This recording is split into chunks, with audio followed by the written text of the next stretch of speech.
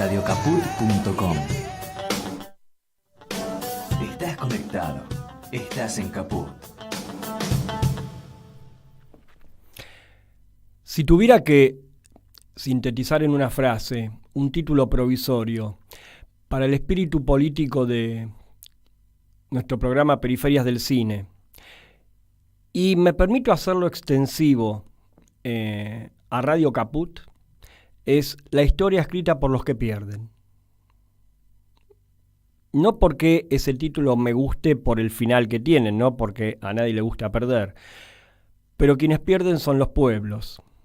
Y los pueblos, en ese sentido sí, lo pensamos como pueblo unificado, más allá de que la idea de pueblo unificado es bastante cuestionable en muchos aspectos, en tanto y en cuanto se confluyen una maroma imposible de determinar y aunar en un objetivo común cada vez más con el advenimiento de la posmodernidad, con el advenimiento del nuevo siglo. Cada vez más difícil se hace pensar en los pueblos unificados, sí, en el sentido de una colonización cultural que nos piensa a todos, digamos, tan disgregados como pensados igualitariamente. Eso no es un concepto de pueblo, eso es un concepto que promueve la más extendida de las alienaciones a nivel mundial. Saliendo un poco o corriéndome de este comienzo abstracto, los pueblos son los que suelen perder. Y si hacemos un recorrido por la historia argentina, podemos encontrar un montón de relatos que podemos trazar nosotros, por lo cual podemos decir que la historia que conocemos es la historia oficial, ¿sí? O las historias oficiales, y siempre hay lateralidades, periferias, como nos gusta llamarlas a nosotros. De algún modo, hay aniversarios, nos gustan los números redondos, es así, y nos sirve para recordar gestas, ¿sí? Más allá de que es una anécdota la cuestión del número redondo, ¿sí? El tema es que el hecho pasó y que el hecho pareciera, de algún modo, inmortalizarse. Desgraciadamente, lo mejor que nos podía ocurrir con ciertos hechos es que ya quedaran vetustos, pero todo pareciera volver.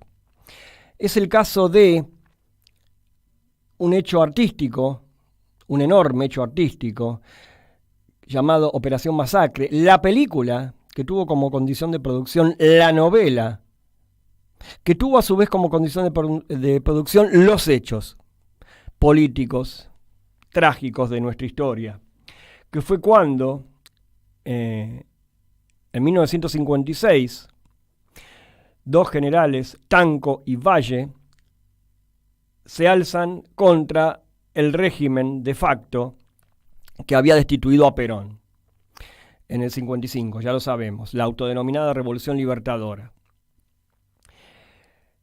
El intento revolucionario, ¿sí? No pensemos a la Revolución Libertadora como revolución, ¿sí? Habría que resignificar los términos, más allá de que la derecha nos quiere afanar los términos a nosotros y resignificarlos ellos. Pero digo, esto de Revolución Libertadora es una autodenominada revolución, ¿sí? Para quien maneja los diccionarios, ¿sí? Revolución puede ser un término positivo o un término investido de negatividad, promovido mediáticamente. Entonces, estos hechos, esta revolución, ¿sí? Que fue mínima, no la Libertadora, que fue una masacre, ¿sí? Y que nos endeudó nuevamente cuando Perón había terminado de pagar la deuda externa, ¿sí? Entre otros objetivos, quizá el principal es el económico, ¿sí? Y la represión viene aparejada porque inevitablemente los obreros, las organizaciones de base, las organizaciones revolucionarias, todo acto de resistencia casi inevitable contra el enemigo que acecha iba a levantarse, ¿sí? Entonces, ¿qué ha ocurrido? Ha ocurrido una masacre, ¿sí? Operación Masacre, ¿sí? apunta a la idea, a los hechos de unos asesinatos en los basurales de José León Suárez, de un grupo de civiles que algunos estaban ligados a esa revolución de Tanco y Valle, que ese intento de Tanco y Valle de frenar, mitigar o combatir el gobierno de facto de entonces, ¿sí? Estaban ligados un poco, ¿sí? Algo, ¿sí? Y otros que no, ¿sí? Hay que eliminar también la barrera entre abro comillas, un término muy reaccionario, una frase a mi entender muy reaccionaria, los que no tenían nada que ver. No, pueblo somos todos, por eso yo empecé hablando del pueblo unificado. ¿Qué ocurre? Vamos a ser más prácticos en esta intro. Ocurre lo siguiente, Walsh escucha en un bar que uno de los fusilados, ¿sí? Lo llevan a un basural y lo fusilan, ¿sí? Varios sobreviven, pero hay uno en especial que vive, y eso le da la idea para novelar periodísticamente, y cuando digo novelar periodísticamente es extendidamente pensando en el concepto de pueblo o desde el concepto de pueblo a la población entera, ¿sí? En un lenguaje llano, ¿sí? En un lenguaje entre periodístico y literario. Walsh era mucho más literario, si se quiere, de lo que se lo ha pensado, se lo ha denostado literariamente bastante por los círculos académicos, ¿sí?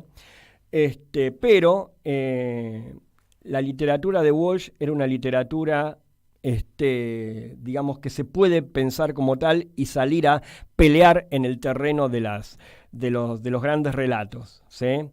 No grandes relatos esgrimidos como gestas, ¿sí? Sino grandes relatos de los que pierden. Operación Masacre es una de las obras emblemáticas de Rodolfo Walsh, como la carta a la Junta Militar durante la dictadura cívico-militar del 76-83, ¿sí? Y da pie a la película de Jorge el Tigre Cedrón, ¿sí? Una sensacional película que la pueden ver en YouTube, con un extraordinario elenco, actores de la época que de algún modo tenían en gran medida, varios de ellos, un compromiso militante, ¿sí? Otros no. Y lo importante de la película, que es algo que vamos a desarrollar un poco en algunos tramos del programa de hoy, es que promueve un microclima, y esto es lo que quiero pensar al aire hoy, ¿sí? Cumpliéndose 50 años este año del estreno de Operación Masacre. Lo que quiero pensar al aire, lo que me interesa pensar al aire es que eso, Operación Masacre, y piensen toda la extensión del título, ¿sí? Operación Masacre, está vivo, está muy vivo, ¿sí? Esos basurales de José León Suárez, y vamos a hablar en un rato de cuál es el microclima que promueven esos basurales, ¿sí? Como un lugar que es tierra de nadie, un lugar absolutamente periférico, ajeno a cualquier contacto con el mundo, ¿sí? Cómo eso reverbera y hace eco en el presente actual, en donde tenemos que combatir al neofascismo, ¿sí? Que de algún modo ya eliminó del todo el factor conflicto. ¿Qué quiere decir que eliminó el factor conflicto? Y termino con esta introducción. Lo siguiente. En la película se ve que quienes llevan a cabo el policía que tiene a cargo la masacre, el fusilamiento, encarnado por el actor de la época, Raúl Parini, ¿sí? Se lo muestra todo el tiempo en conflicto con la cuestión, como si dijera, justo a mí me toca esto, lo dice varias veces en la película. No imagino, yo por lo menos no imagino hoy, tal conflicto en la contemporaneidad de un personaje de esas características, ¿sí? Entonces, en algún sentido, la impunidad es mayor, ¿sí? El conflicto de los monstruos es menor, ¿sí? Por no decir en muchos casos nulo, y la resistencia, esto es importante, continúa hasta hoy día, y empezamos con la resistencia hoy en Periferias del Cine.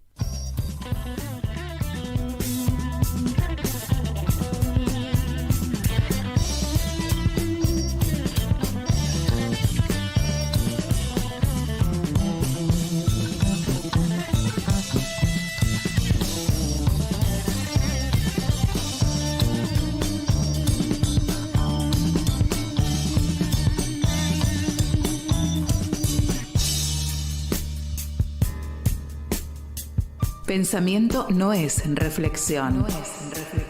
Con el pensamiento adviene lo nuevo, lo intempestivo, el azar, periferias del cine. Pensamiento y cine, en ese orden. En grandes momentos del cine, el pensamiento entra por la ventana, lateral, periférico. Periferias del cine. En Caput.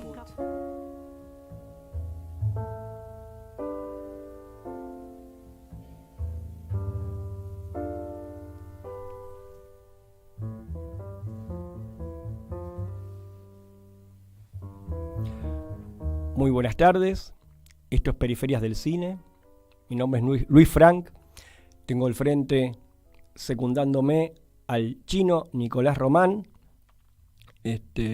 a quien siempre le agradezco, aunque a veces me olvide de mencionarlo, siempre me olvido de algún modo de mencionarlo, todo lo que lo tendría que mencionar, pero realmente es una gran ayuda acá en la operación técnica, ¿sí? De algún modo ustedes piensen radialmente que quien estructura el programa es el operador, ¿sí? Entonces, Chino, muchas gracias como siempre, ya de entrada te lo digo, y bueno, como les venía diciendo recién en la introducción, de una película que pueden encontrar en YouTube, ¿sí? Hay varias copias, pero hay una que está remasterizada, que aparece con una leyenda al comienzo, búsquenla, que se ve un poco mejor. Fue remasterizada hace unos años. Y ahí volvemos, ¿sí?, a el rol de las remasterizaciones, el rol del Inca, el rol del Estado, como un Estado presente es importante para la preservación de la memoria, ¿sí?, entre otros componentes del Estado que son fundamentales para la vida de los argentinos.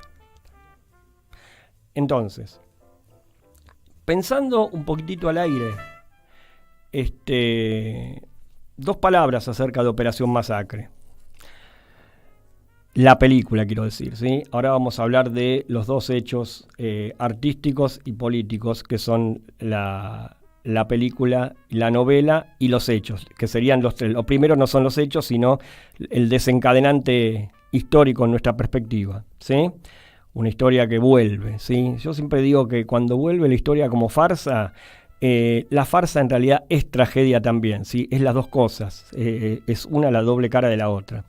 Por lo tanto, el patetismo, digamos, de hoy día, ¿sí? En el patetismo de hoy día, ¿sí?, vemos cómo muchos genocidas, y uso una frase bastante esgrimida esta semana, desgraciadamente, se nos pueden meter entre las sábanas, ¿sí? Para hablar de todas estas confluencias, para hablar de todos estos, digamos, estas vueltas de la historia, ¿sí?, y de cómo Operación Masacre pareciera presentarse imperecedera, y lo mejor que nos podría pasar es que sea un hecho del pasado, que no se vuelva a repetir, pero parece que la acechanza siempre está. Voy a hablar con un amigo de Radio Caput y amigo personal también, que es politólogo, es licenciado en letras, es periodista, y lo interesante es que todos esos títulos, ¿sí?, que los nombramos, confluyen en cuando él habla, en su escritura, ¿sí? Cuando hablamos de periodismo, y lo hago extensivo a Walsh, hablamos en un lenguaje, digamos, abierto lo más posible a la comprensión general, o sea, pensar en términos de transmisión, ¿sí? Ha escrito varios libros, como Los Profetas del Odio y otros más, junto con Aníbal Fernández. Voy a hacer la presentación escueta, y él me sabrá disculpar en este momento. Y es amigo de la casa. ¿Por qué digo que es amigo de la casa? Porque conduce El Vuelto no es Caramelos, y ya estoy adelantando quién es, de algún modo, en Radio Caput. Estoy hablando de Carlos Caramelo. ¿Cómo estás, Carlos? Luis Frank te saluda. ¿Qué haces, Luisito? ¿Cómo te va?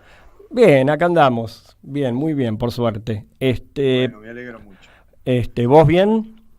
Bien, bien, gracias, viejo. Bueno.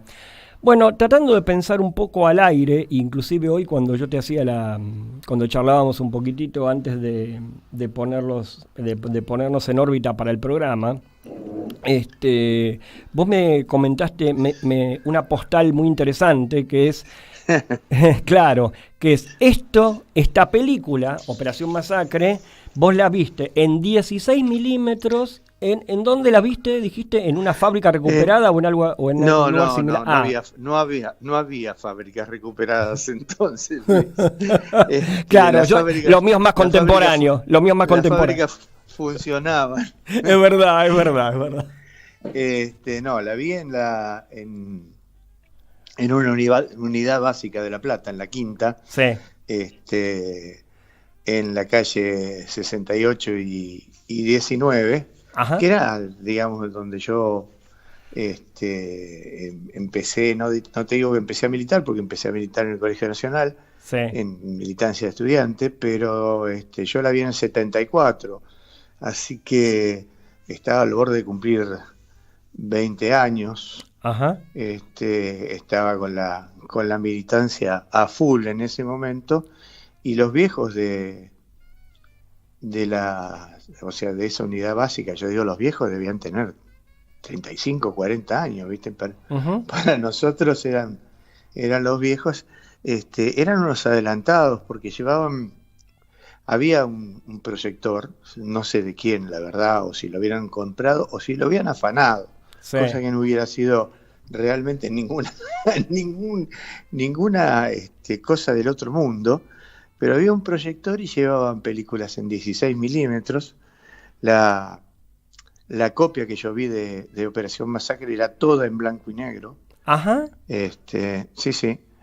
Y yo me enteré muchos años después que había partes en color. Porque en realidad, por entonces, se usaba... circulaba de alguna manera...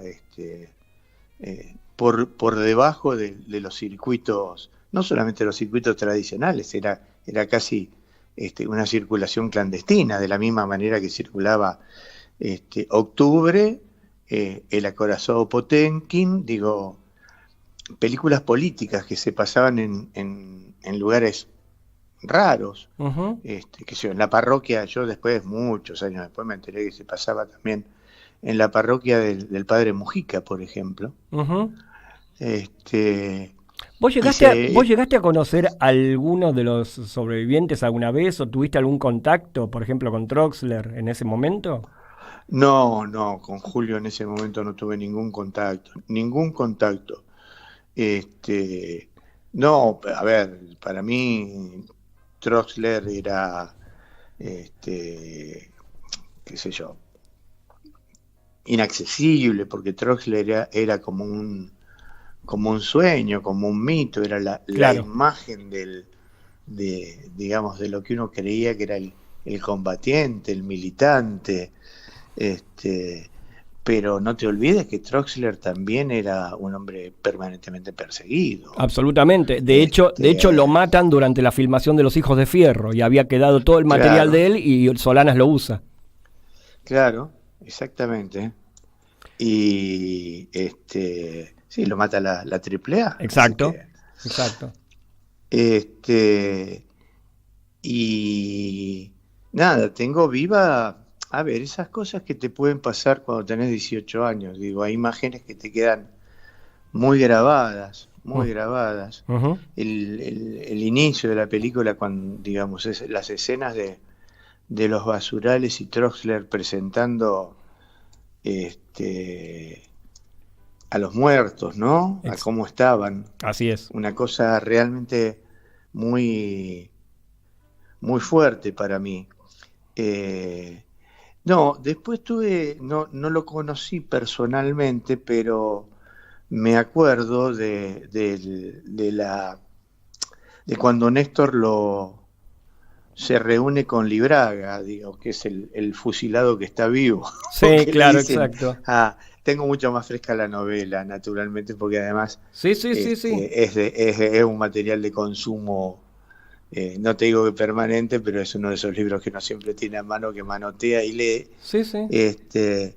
y además el prólogo de la novela es de la novela, qué sé yo. No, es una, o sea, Digo, es una novela periodística, ¿me entendés? Si yo le tengo que dar una Claro. denominación general, por eso digo que, o sea, mencionaba antes en la introducción del programa que hay algo de lo periodístico ahí que nos juega muy a favor, en tanto la operación militante ahí, la palabra operación ahora lo uso en otro sentido, es Sí. hacerlo extensivo a la mayor cantidad de lectores posibles, ¿no? O sea, Claro, claro. Es que vos sabés que alguien, no me acuerdo exactamente quién, pero define a algún académico pelotudo, ujú. define a Walsh como un novelista policial para la gente pobre, Ah, así lo define. ajá, Y yo siempre pensé, y en este sentido coincido de alguna manera con Osvaldo Bayer cuando hace el prólogo nuevo para la reedición de la novela, que a Walsh le hubiera gustado muchísimo esa idea de él. Digo, tratan de... era un elogio en realidad. Claro, tratan de bajarle el precio diciendo eso. En Sí. realidad la academia nunca lo aceptó. Sí. Digo, primero porque no tenía títulos académicos, y vos sabés que en ese sentido la academia es muy, muy fuerte. Segundo, porque era de alguna manera, Rodolfo Walsh fue el anti-Borges, ¿no? Sí, totalmente. Y convertirse en el anti-Borges en este país tiene un precio. Y finalmente a mí me parece que el tema es que Operación Masacre es nada más que el aviso de lo que nos iba a pasar a nosotros como generación en los 70, ¿no? Así es. Digo, los hombres que aparecen en Operación Masacre, ¿no? Los Aramburu, los Rojas,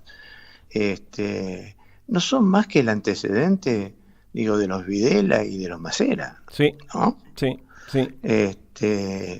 De alguna forma, si uno lee, y a mí me pasa eso muchas veces, lee Operación Masacre y lee alguna... La película la vi una vez más, pero tengo más fresca la imagen de aquella primera... La inicial, claro. Sí, tengo más frescas las imágenes Ujú. de Norma Leandro y del Negro Carela Mm. y de Walter Vidarte, que era un actor que yo prefería, el uruguayo era un actor que yo prefería en todo momento. Y, Ah, qué sé yo, somos dos, es mi actor favorito de la época. Mirá, Sí, a mí me sí. gustaba mucho. Yo vi una versión de Rosaura a las 10 en teatro hecha por Walter Vidarte. Ah, mirá, él hacía el personaje que hacía Verdaguer en la película. Claro, exactamente. Bien. Exactamente. Ajá. Yo vi una versión teatral de Walter que la verdad era fuera de serie. Ujú. Bueno, me acuerdo, tengo de Anita Picchio, que después, muchos años después, fue amiga mía. Digo, tengo así como pero siempre los veo en blanco y negro, ¿no? Mm. Al Negro Carela, sobre todo, que yo lo adoraba, y que además, digo, ese personaje de Carranza es realmente... Te rompe el corazón, Carranza. Te rompe el corazón. Mira, si me dejas meter una cuña con respecto a esto, porque yo, digamos, la vi varias veces y últimamente, ¿sí?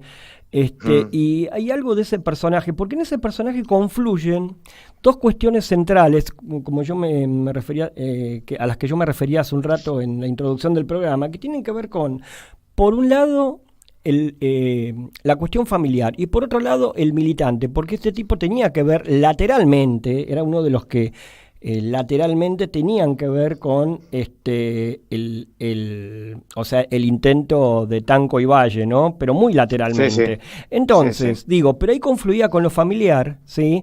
Y lo interesante de eso es que te elimina de cuajo la percepción entre gente, o sea, esa percepción reaccionaria que se trata de promover mediáticamente siempre entre los que estaban metidos, viste el término, estaban metidos en, y los que, Sí. entre comillas, no tenían nada que ver. Que eso después de la dictadura cívico-militar en el 83 yo lo escuché muchísimo y era una aberración. Sí. ¿Sí? Sí, bueno, bueno, no es casual, digo, te estoy nombrando tipo Víctor Laplace. Sí, absolutamente. Digo, no es que hicieron después toda la vida de peronista, la gente que es peronista. Yo tuve el altísimo honor de que cuando celebramos en el Instituto de Rego el 75 aniversario el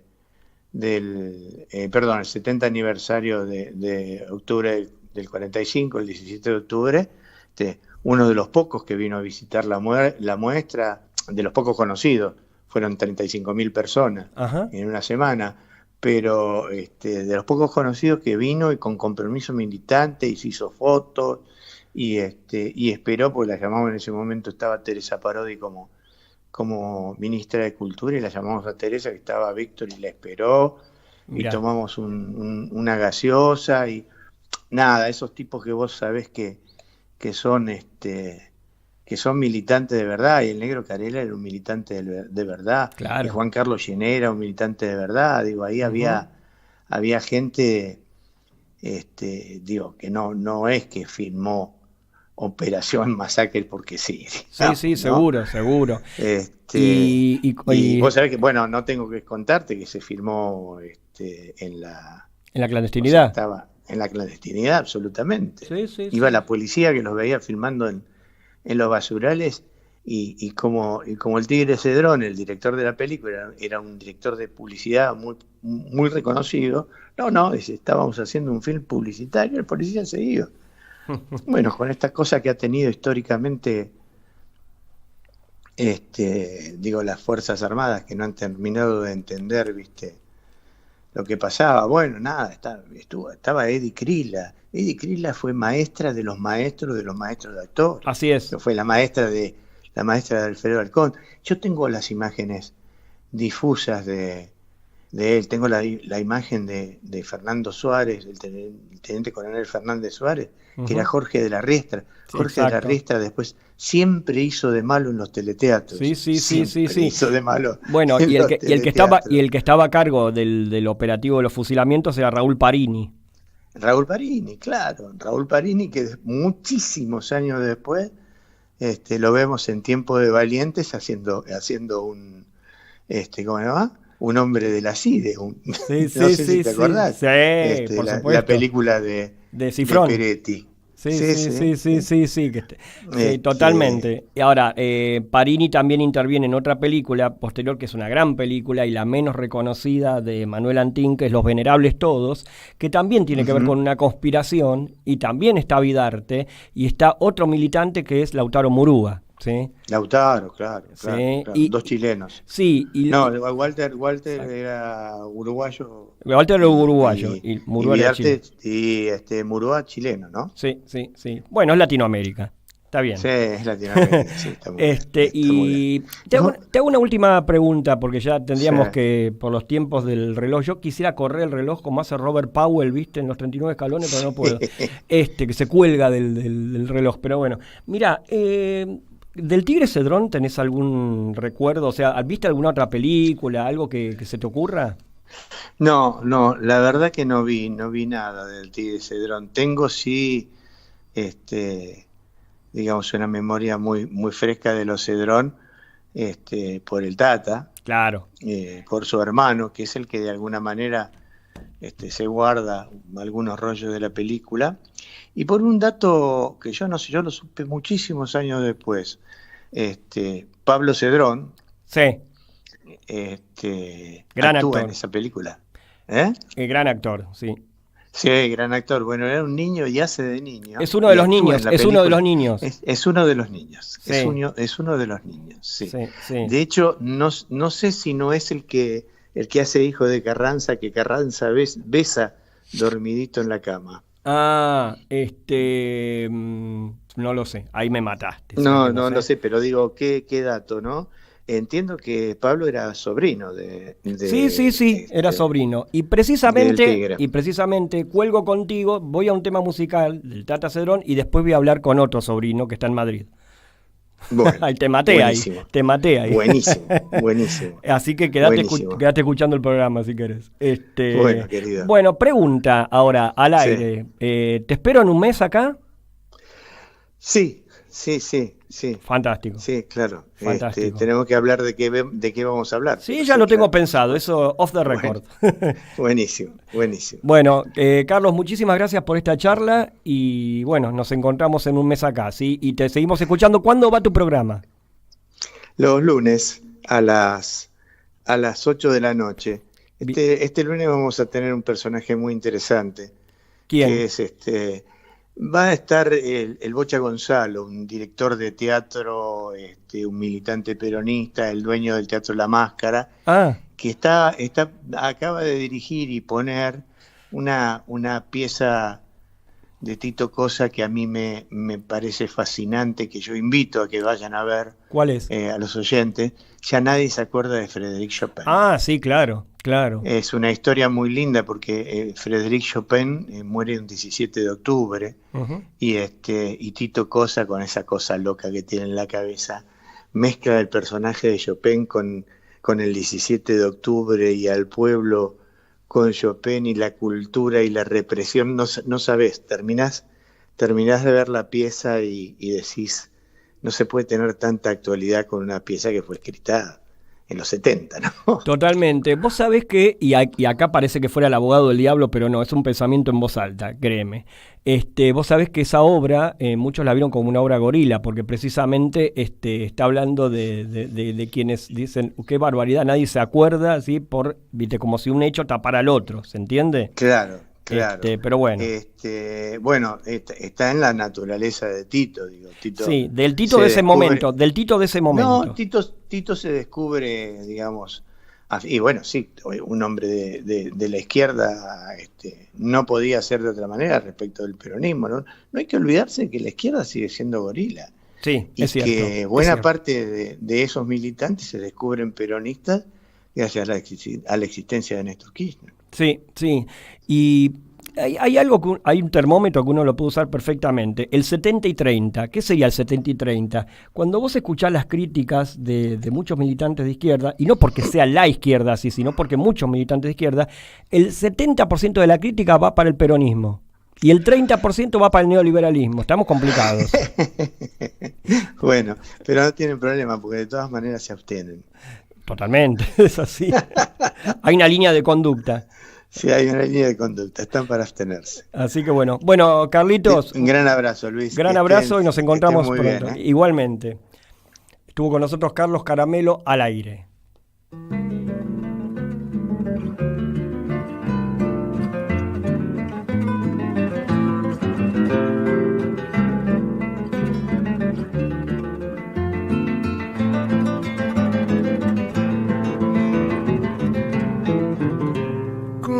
Narices de trapo, coloradas de frío, y el corazón de estopa saliéndole del pecho, condujeron al títere que en la cara empavelaron, envuelto en blanca ropa a su último lecho. Del fondo del baldío, los títeres hermanos, detrás con su sombrero de ceremonia oscuro, la cara de cabrero y la espalda encorvada, de inviernos y de apuros, y va el titiritero.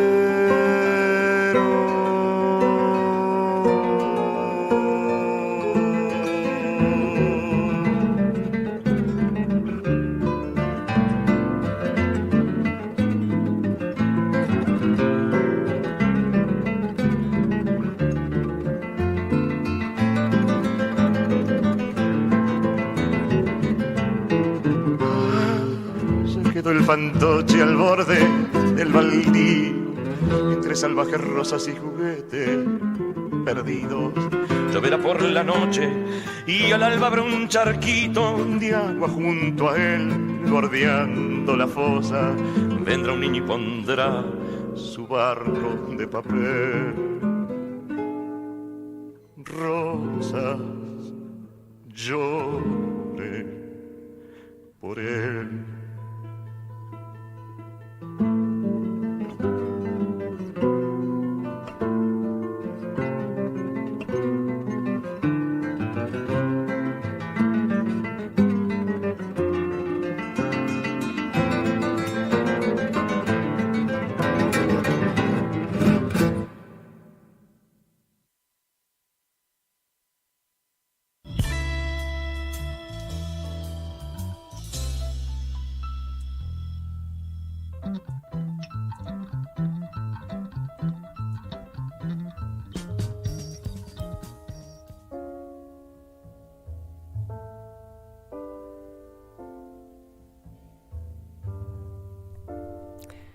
Qué poema de Raúl González Tuñón, ¿eh?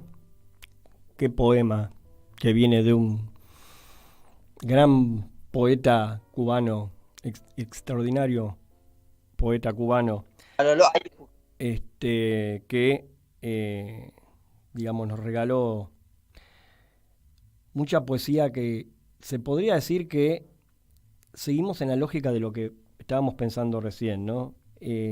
Algo directamente planteado al pueblo, ¿sí? De algún modo seguimos en los términos periodísticos más allá de que González Tuñón no lo era, ¿sí?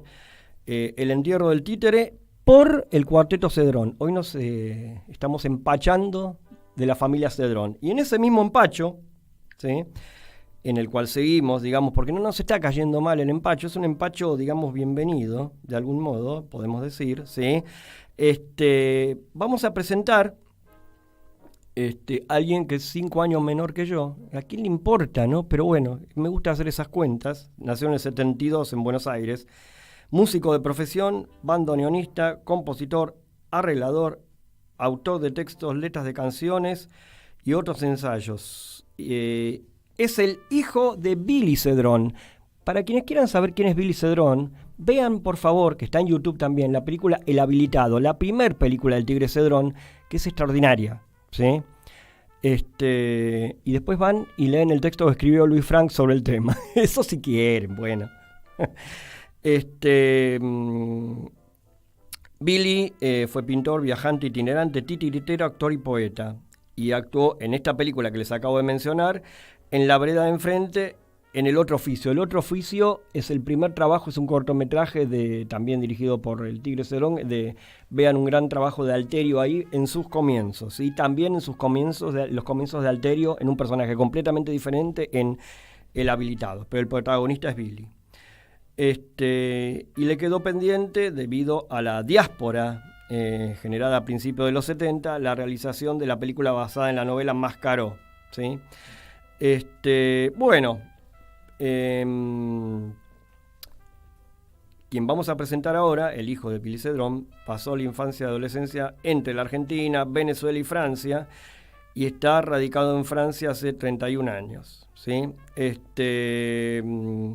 Y trabajó como músico con el Cuarteto Cedrón y en la orquesta de tango La Típica, entre el 98 y el 2006, ¿sí?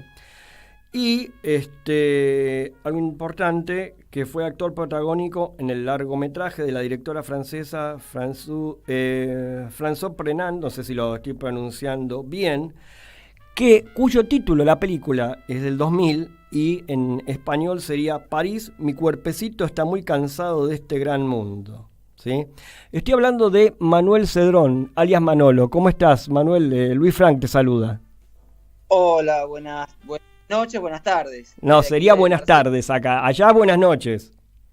Sí, así es. Bueno, acá estamos. Gracias, John. Y bueno, a ver qué podemos compartir aquí. Si es gastronómico, sería un banquete, digamos. Y no estaría mal. Una celebración. Bien, si no pensamos en comida, una celebración a la vida. Tal cual, porque de algún modo, por más que estemos hablando de una obra que refleja una tragedia, y lo digo tragedia en dos órdenes, una por la obra en sí, digamos, tanto el texto de Walsh como la película de tu tío, ¿sí? Pero también porque reverbera hoy día, ¿sí? O sea, ahí está la dimensión que uno no la quiere pensar trágica, pero hay hechos que se imponen y hay que seguir en la resistencia, ¿sí? De algún modo, ¿sí? Con lo que uno sabe hacer y más también, si puede. Yo creo que no sería la resistencia ni la lucha, sería la acción, puramente. El motor es la acción, el motor es la acción. La resistencia me parece que es una causa perdida de antemano, porque no vamos a poder resistir a la fuerza de la Operación Masacre. Resistir o luchar me parece que es una primera acción para salvar el pellejo, pero me parece que la solución es la acción. Ajá. Bien. Y en mi caso, desde el arte, ¿no?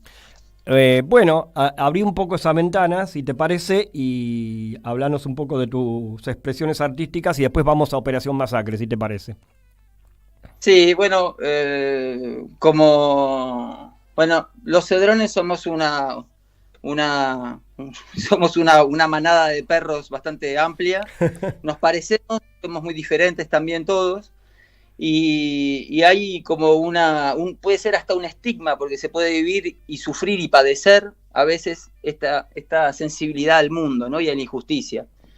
Después, en la mayoría de los casos se ha convertido y reconvertido y resignificado por vía del arte. Uh-huh. Que sea cine, pintura, música como el Cuarteto Cedrón, y también, bueno, correspondiendo a la generación de los años 50, 60, 70, donde había una gran colaboración entre las artes, ¿no? Entre los escritores con los músicos, como el caso de Hellman y el Tata Cedrón, ¿no? Así es.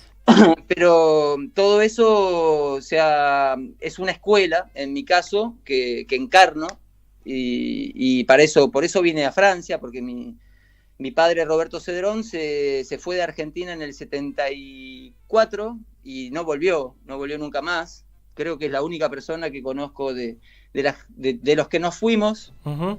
Muchos han vuelto, aunque sea una vez. Él no volvió más y siempre quedó con un relato justamente muy, muy cerca de lo cinematográfico. Muy cerca. Con un relato cinematográfico, vamos a decir, directamente. Sí. Y yo en todas estas idas y vueltas, entre los 12 años y los 20 años, me perdí de estar con él porque estaba en Argentina. Sí. Y como él nunca volvió, la única solución era volverlo a ver yo, o sea, movilizarme yo hasta aquí.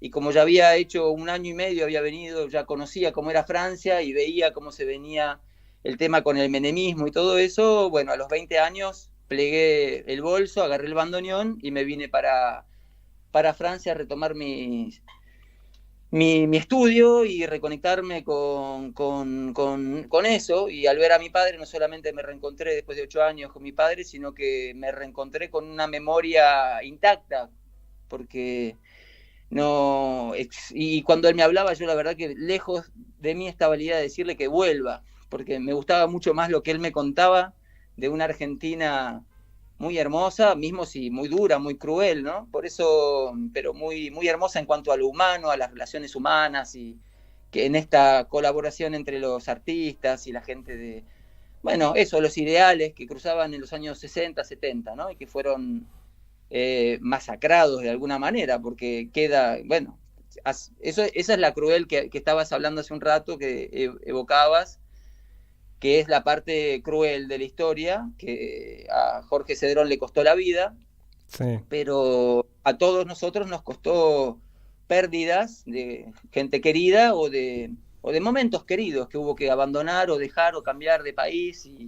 Y bueno, el reencuentro con mi padre fue eso, y reencontrarme con toda esa esencia de esa época de Argentina y de esas memorias, y atar cabos, unir cabos. Me reencontré también con mi tío, con el cual me fui formando también musicalmente. Uh-huh. Y con el tiempo en 31 años, aproveché de la especie más normalidad que podemos encontrar aquí en Francia para justamente obrar y construir un trabajo con la música y con el arte, cosa que en Argentina es mucho más difícil. Y me fui forjando, mis herramientas, inspirándome de un poco como en la familia también. La familia Cedrón, los hermanos Cedrón son una especie de síntesis de lo que era la época, entre los mismos hermanos, ya sea Alberto, pintor, el Tata, músico, Jorge, cineasta, mi viejo que era menor que ellos, entonces estaba un poco en todos lados. Había esta correspondencia y esta circulación de información, que ya sea de poesía, de música, de literatura, y eso se mantiene, y yo encarno eso de alguna manera y trato de sacar de ahí lo mejor. Claro. Y está directamente ligada de manera política, pero no política como se la entiende hoy en día, que es una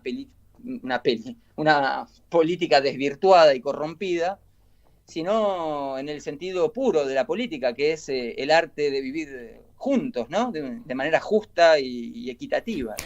Ahora, me permito, o sea, interrumpir tu relato para, digamos, para potenciarlo con una pregunta en lo posible.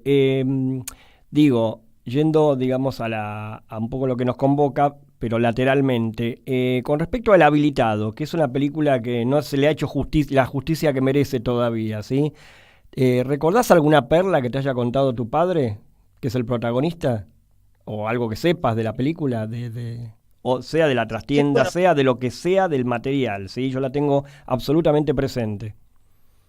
sí, no, del Habilitado, bueno, siempre la recordó como una experiencia hermosa, ¿no? Y a mí me parece también, en cuanto, si bien Operación Masacre, justamente políticamente, es la más evocada, el Habilitado queda un poco como en segundo o tercer plano de eso, y es una película hermosa de las que se puede, para mí es la película, ¿no?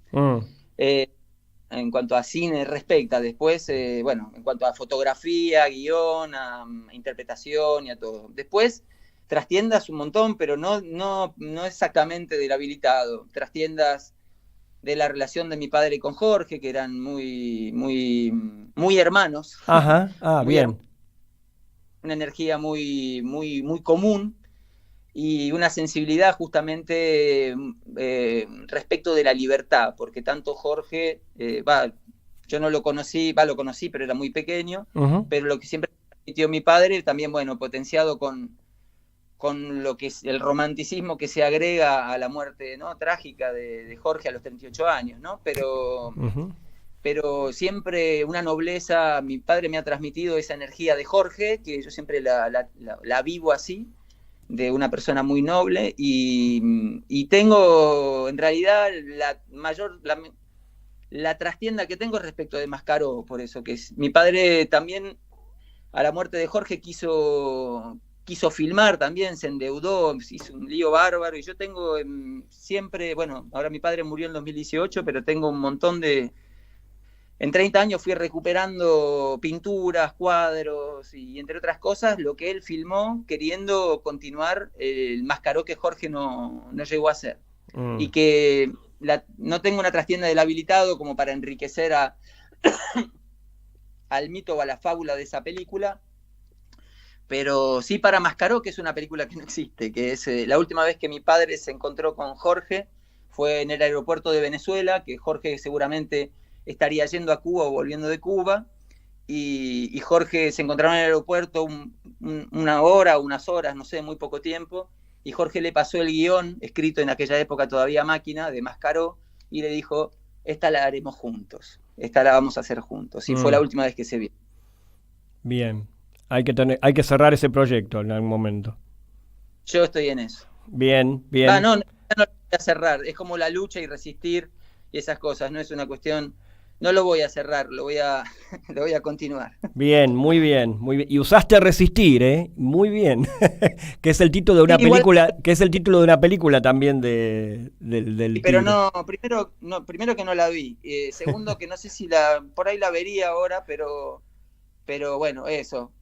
Lo del tema de la política y de los empleos, los usos y las manipulaciones están tan cerca que yo sé que, no sé, en algún lado sé que pobre Jorge se vio con toda su honestidad y con todo su valor, se vio en un momento en la turbulencia de la gran confusión y de la locura y del caos que fue creyendo, y realizó esa película que no vi y que no, o sea, utilizo la palabra resistir porque la película se llamaba así, pero porque es una palabra que es o sea, significa lo que era en ese momento, o lo que sigue siendo, ¿no? Como dijiste hace un rato, lo dijiste, resistir, ¿no? Uh-huh.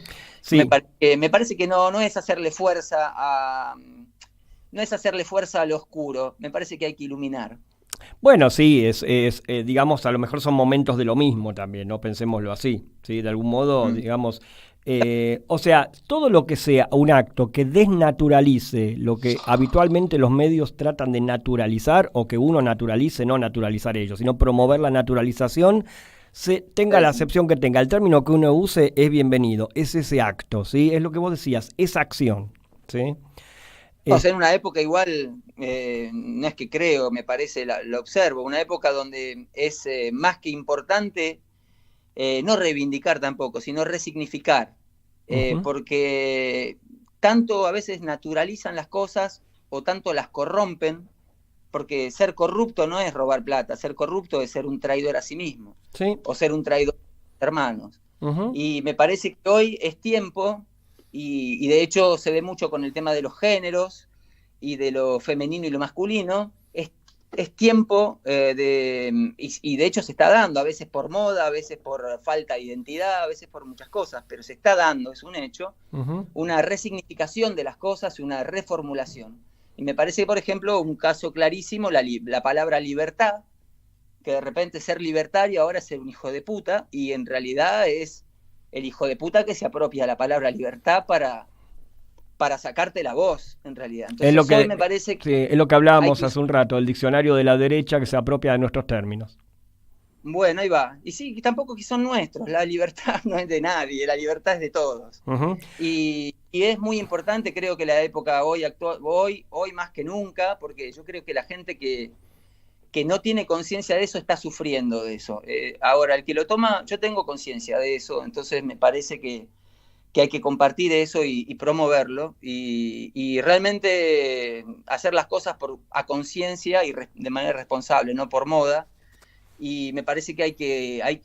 Estuve hace poco en Argentina, hace 8 meses, y decís la palabra libertad, o decís la palabra Perón, o decís la palabra Mac, o decís la palabra Kirchner, y la gente se le erizan los pelos, se entiende, ¿no? Porque hace décadas que estamos sometidos a masazos y masazos y masazos, pero me parece que hay que tomar el tiempo y es difícil, porque es un trabajo casi no es de educación, es de reeducación otra vez, la palabra es como lo real y lo surreal, y hay que revolucionar las cosas, ¿no? Bueno, es una pulseada cultural entre nuestro sistema simbólico, digamos que no es nuestro porque nos los apropiamos, sino que tratamos de hacer extensivo a algo que podemos pensar en principio como pueblo, ¿sí? Y esa derecha que trata de sacarnos absolutamente todo hasta comernos nuestra subjetividad, desde nuestros bienes hasta nuestra subjetividad, ¿sí? El tema es banalizar, o sea, reducir al otro. Bueno, eso, es eso, es lo peor por eso me parece importante resignificar las cosas, porque han logrado que nos autocensuremos, que Jorge justamente hablaba en un momento cuando él quería, en su movimiento de hacer cine, se dio cuenta que era lo más importante, por ejemplo, para Operación Masacre, en ese punto, lo más importante era hacerlo, y después de hacerla la película, lo más importante es que la vieran. Por supuesto. Porque dice él mismo. Bien, ahora, Que ¿la viste hace poco? Yo supongo que la habrás visto 400 veces la película, pero ¿la tenés más o menos presente, Operación Masacre? La tengo presente, pero la vi como vi en muchos comentarios la primera vez con mi prima Lucía, sí. con una VHS que conseguimos en Liberarte, que se veía mal y el audio era malísimo, patinaba. Esa fue la primera vez y que me quedó como esas películas que es difícil de ver, ¿no? Bueno, y después la tenés una remasterización buena, claro, ahora en YouTube. La volví a ver una vez, pero no la vi 1000 veces, pero creo que me alcanzó, me sobra. Digo, bueno, ¿qué podemos pensar al aire de la película? A ver o sea, más allá de todo lo que ya sabemos que es lo que promueve la película ideológicamente, el mensaje, la idea, o sea, todo lo que estamos hablando acá, digo, como película, como digamos, hecho artístico, ¿sí? Sí, a mí me parece que... no me parece, yo siento que leyendo hace poco el texto que escribió Peña sobre Jorge, que armó directamente con testimonios, uniendo también testimonios, que es el libro que acompaña las películas, en el libro que produjeron con toda la filmografía completa. Ahí en un momento Walsh habla de la importancia de haber escrito el libro, y habla de lo que significaría Operación Masacre, que no lo explica tampoco, pero habla de lo visible y lo invisible. Uh-huh. Y dice, lo visible son las persecuciones, los asesinatos, las torturas, puntos suspensivos, pero no te dice lo que es lo invisible. Entonces, me parece un acto de escritor genial, es como un músico que hace música con el silencio y nos deja pensando, y me parece un acto artístico mayor. Claro. ¿Qué es lo invisible justamente? Ahora, yo me lo resignifico, ¿no? Yo, por ejemplo, tengo todo un obrar que es visible, que es cuando voy a tocar el bandoneón para una obra de teatro o en un concierto. Y después está todo el trabajo invisible también que uno hace. Entonces también contraponer a lo visible y lo invisible de la monstruosidad y de la dedicación minuciosa a dividirnos, a infiltrarnos y a separarnos y a oponernos los unos a los otros para poder dominar, simplemente. Bueno, resignificarlo para uno. Y para mí lo que retengo de Operación Masacre, más allá de que sea un hecho histórico, un hecho real, escrito por Walsh, retomado por Jorge, lo que tomo es lo que me queda hoy para actuar, que es la belleza del arte, porque como las grandes obras de arte no solo perduran, sino que se confirman en el tiempo. Y Operación Masacre, el título del libro del tan ingenioso Rodolfo Walsh, no fue elegido porque sí, estaba avisando y anticipando con una hermosa y especial forma de clarividencia lo que estaba pasando y lo que vendría con esa dinámica, ¿no? Absolutamente. De persecución y destrucción y desarmando y corrompiéndolo todo, ¿no? Brutal y sutilmente, porque también hay un tema, justamente, me encanta es lo que rescato de Operación Masacre, rescato el título. Después está la película de Jorge también, que me encanta el gran, ¿cómo se dice? El gran acto artístico es haber puesto al personaje que cuenta la historia, que es el personaje de la historia original, Troxler, Julio Troxler. y es ¿cómo se dice? Una maniobra, como el barco del mañana de Mascaró, una maniobra magistral de artista, más allá de cineasta, ¿no? Y de guionista, y de las circunstancias también, que a veces nos permiten hacer esas cosas. Entonces, con lo que todavía quedaba de la Operación Masacre, con un sobreviviente, con Walsh todavía vivo, y bueno, eso, a mí lo que me queda es la épica de la película, y en la película en sí, bueno, es un testimonio histórico, pero me queda sobre todo, como en las grandes obras de arte, es como cuando uno va a ver una exposición, o va a ver una obra de teatro o una película, y en realidad no sabe qué entendió, pero cuando llega a la casa uno se pone a escribir, a cantar, y salen cosas. Y me parece que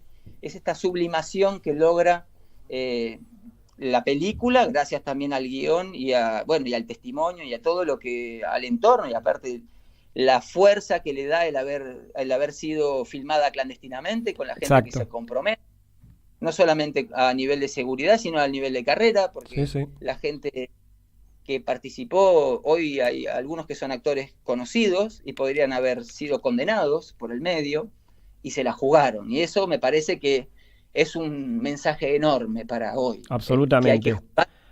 Hay que jugársela. Bueno, Manuel, muchísimas gracias por tu palabra. Nos estamos encontrando, aunque sea a la distancia por ahora, ¿no? Y pronto, ya sabes, viene mi producción mi producción textual sobre la película, ¿sí? Que ya la estoy anunciando. Y bueno. Muchísimas gracias por pensar al aire con Periferia del Cine, Operación Masacre, y bueno, nos encontramos pronto, ¿sí? Gracias a vos, y muy importante en 2023, 50 años después de la primera presentación legal de Operación Masacre, poder reimpulsar estos mensajes y estas que no queden en la sombra, que salgan a la luz y que sigan iluminando. Absolutamente. Bueno, Manuel Cedrón, me permito llamarte Manolo ya, así que bueno, Manolo, muchas gracias. Bueno, muchas gracias a vos y un saludo para todo el mundo. Bueno, muchas gracias. Abrazo grande.